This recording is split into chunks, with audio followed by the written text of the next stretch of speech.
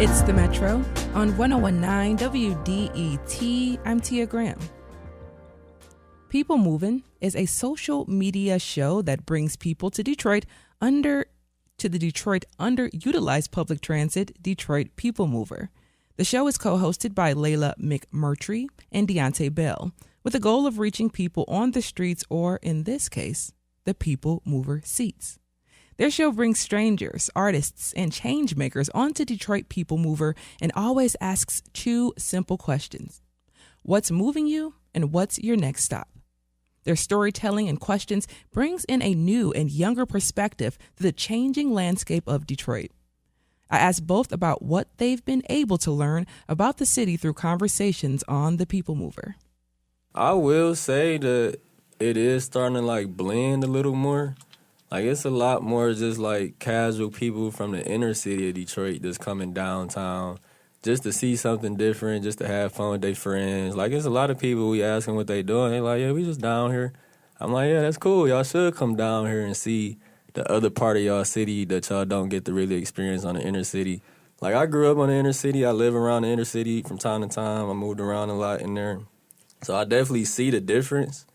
And I see that downtown is it's growing in a way that's more accepting of people from all over Metro Detroit. So I do definitely see it merging a lot more with the people that we talk to.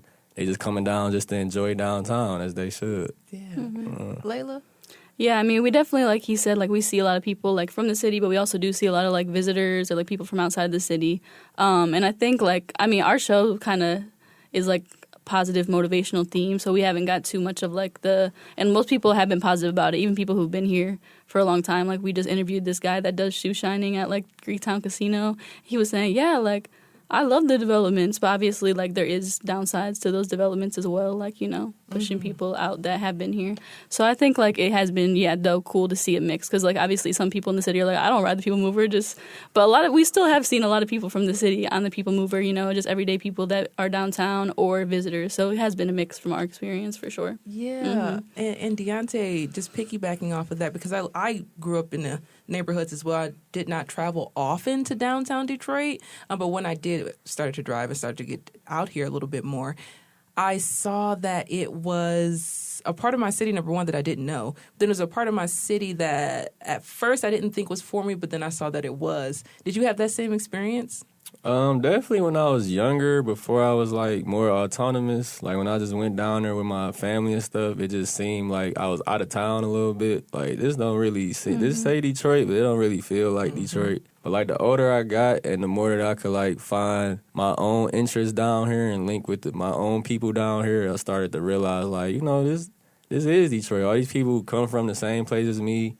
We got the same interests. We all want the Pistons to win. We all want the Lions to win. The sports teams down here, so that help a lot. So it's all these people in Detroit, we all kind of got the same interests, regardless of inner city or downtown, midtown, wherever. Mm-hmm. Did you expect the success to come quickly? So quickly? You all have been doing really, really well in terms of the guests you've been getting, conversations you've been able to have. Did you expect it to come at you so fast? No. Not for real. No.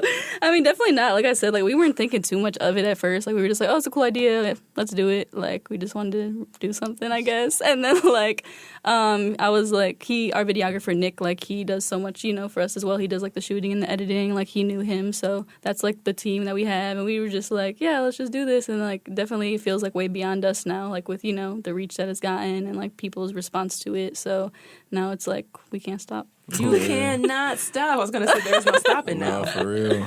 It just kind of took on a life of its own. And, politicians, people my mom see on CNN, I'm okay, all right, let's do it then. It's really a big shout to Nick, too, because, if he was, charging us an arm and a leg per video edit, we probably might not have got this many episodes out. But he was so willing to just work and grow and create. So that was, a big push. And just us having that that volume that we put out a lot. So, yeah, shout out Nick. Yeah, and I think with the People Mover side as well, like just realizing, like, you know, people are like, oh, I didn't even know the People Mover was still going, or like, oh, like somebody was like, you guys are really the face of the People Mover now. And we're like, oh. People be saying that. Yeah. Or like, yeah, people just like, the other stuff I do, I feel like I'm more in the background just organizing, so this is more like forefront, so it is a different like vibe in that way as well. Yeah, I mean, y'all are the face of the People Mover right now. When I think about the People Mover, I'm like, oh, People Moving. I'll take it, man. I'll take it. This is The Metro. I'm Tia Graham. We're talking with Layla McMurtrie and Ppl Bell, the creators of People Moving, ahead of the show's first live event at the Love Building. Turning our conversation to a little bit of a serious tone, you all had a run-in with DPD or the transit police. They pulled you off mid-filming. Can you talk a little bit about that? Layla.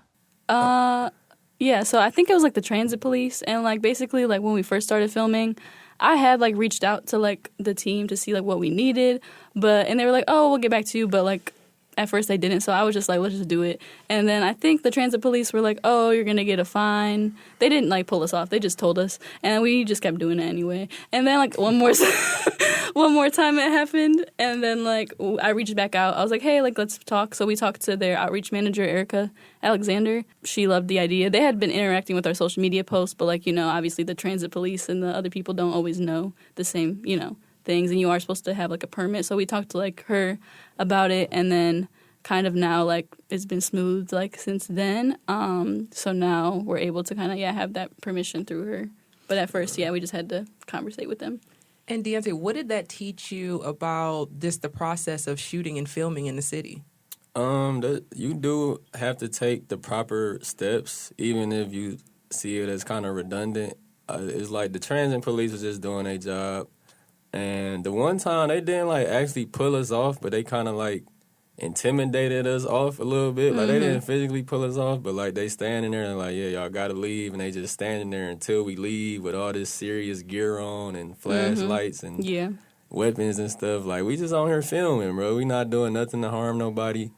But I understand that they were just doing their job. They weren't aware of what was going on. But it just kind of showed that you got to, like, respect the precautions put in place. Because even though we might not understand why, it is a reason why they have to take those precautions. So you just kind of got to respect the precautions put in place. Yeah, I heard that. And what surprises you both about some of the answers that you all get when you are on camera with people? Like, what's one answer or a line of communication that you had with somebody that was like, oh, that was interesting or that was different? Deontay? A lot of them, man. We were at an event the other day, and the dude was talking to us about how much he loved the show. And he was like, yeah, y'all just asked, like, such a simple question, but the guests can take it in so many different ways, and, like, that's the whole wonder of it. And literally everyone I kind of take a little bit of something from. Like, every time somebody tell us what moved them or what they want to, like, lead the people on, or just them telling their story, it's just something in there to kind of motivate and inspire me in a different way, literally every time. Layla, same. Yeah, I mean, definitely, it's all mostly, like we said, like been positive. Like, there hasn't been any, like, super negative experiences or people saying negative things or anything. So I'm trying to think if there's any specific one that stands out. I know you the one last week. You said you liked his answer. Oh, yeah, the boxer, man. The boxer, Cody. His name was Cody. He said what's moving him was, like, selfishness, because he's a boxer. So he's not, like, he's on a team, but it's really just, like, him in there, mano y mano. So he was just talking about how in his sport he has to be selfish, but he also was like referring it to his life about like if you not right, you can't like make sure other people right. Like you can't pour from an empty cup. So sometimes it's okay to be selfish in a healthy way. If you not right, you can't help other people. That's basically what he was saying. But that resonated with me a lot, for sure. A lot of people say the people move them, which we agree. But that might be the most common answer. Yeah, but for sure. not all the time, but yeah. And for people who aren't familiar, what are the two questions that you do ask? Yeah, so the first one is what's moving you, and then the end question is what's your next stop. And then we usually talk mainly about, how Detroit inspires them, what they're passionate about, and stuff revolving around whatever that may be. The Vision Detroit, your nonprofit. Layla, what is The Vision? Yeah, we started that about 3 years ago. It's me, Devin Banks, he's a visual artist, and Jayla Logan, she does like music business and stuff like that. So, and then I do like writing, mainly communications. So the three of us started that about 3 years ago. We the goal is to like provide resources and opportunities for young creatives in the city, or like developing creatives. We like to say, like, we're not, really restrictive on age. But yeah, we started with open mics. Now we have like a lot of different creative events every month. We all kind of have our own things going on. Our team has been built out a little bit more. And I just started like a magazine through that as well, like an arts and culture magazine. So it's like a lot of like literary art, visual art, journalism, art features and stuff. So that's kind of been my passion project. But yeah, basically just like helping local artists of all disciplines develop. Now, of course, Melina Howard is the head of the Ppl Mover, the Detroit Ppl Mover. How did you get Melina to come down and do an event at the Love Building? Yeah, so I mean, we still haven't met her actually. We've mainly talked to Erica, the outreach manager, but we always, we've talked about wanting to interview her, and I felt like for our first event, it would be a great guest. So I talked to Erica like, hey, we'd love to have her, as one of the guests in this event. We're going to like do like 10 to 15 minute conversations. Like, would she be open to it? So, like we wanted to obviously get the perspective of the Ppl Mover team on what we're doing, but also like on the city, on the Ppl Mover. Yeah, we wanted to definitely also like have a mix of like, I would say fields. So like I didn't want to just like, we're both artists. I didn't want it to all be artists. I wanted it to be like, different spaces of local leaders. So I thought that would be, a good person as well to mix up the vibe. Deontay, what do you want to ask her? What do you want to talk to Melina about?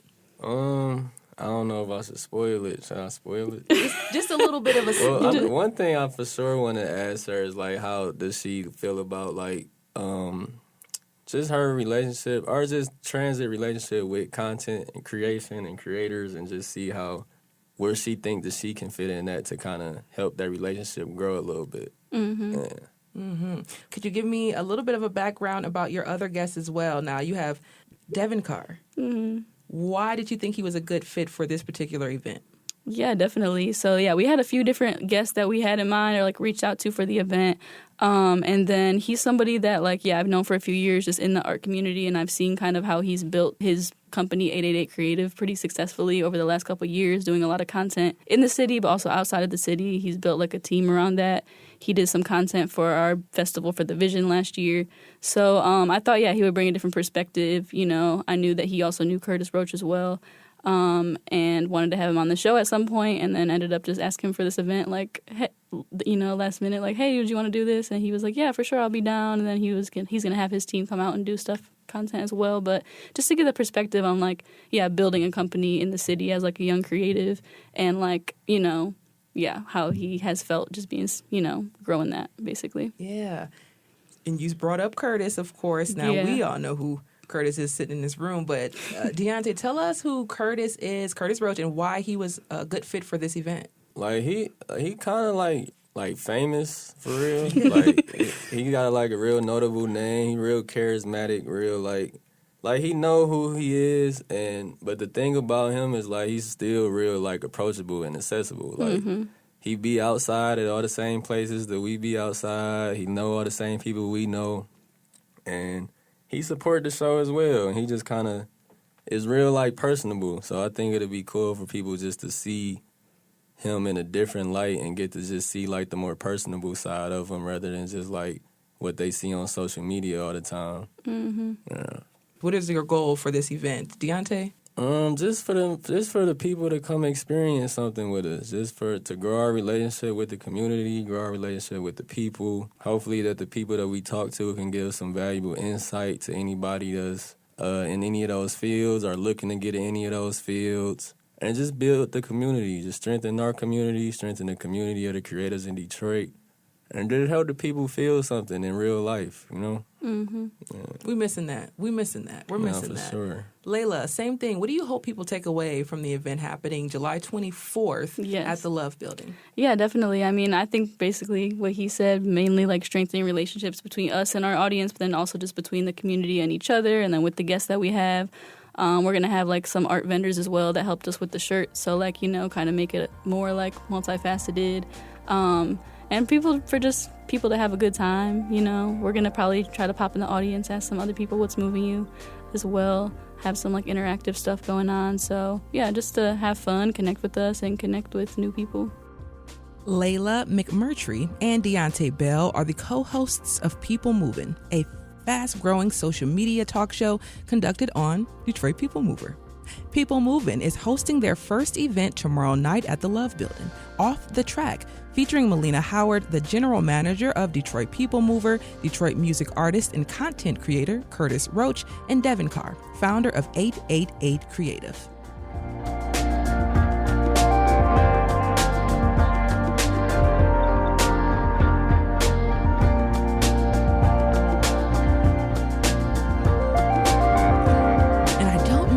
If you all know that are listening right now, but you can help shape the future of WDET. Our annual listener survey is open right now. It is quick, it is anonymous, and we want to hear from you. We're community powered here at WDET, and the listener survey is one of the best ways to share your thoughts on the station's programming. Take the survey today at WDET.org/survey. That's WDET.org/survey. Coming up, Detroit native Don Gagne retires. We'll hear his love letter to the Motor City. Stay right there. We'll be right back. This is The Metro.